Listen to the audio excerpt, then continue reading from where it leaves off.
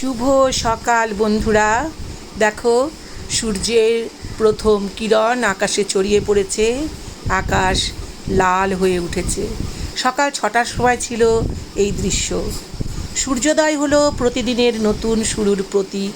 এটি আমাদের পুরনো দিনের হতাশা ভুলে নতুন করে জীবন গড়ার সুযোগ করে দেয়।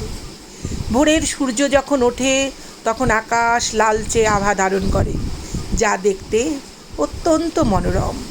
এটি প্রকৃতির অলৌকিক দৃশ্য। কবিদের ভাষায় ভোরের সূর্য নির্লিপ্ত প্রেমের মতো সোনালি স্বপ্ন নিয়ে আসে। পাখির কলকাকুলি এবং স্নিগ্ধ বাতাস আমাদের কর্মব্যস্ত দিনের জন্য প্রস্তুত করে। ভোরের শান্ত পরিবেশে সূর্যোদয় দেখা মানসিক শান্তি এবং শক্তি যোগায়।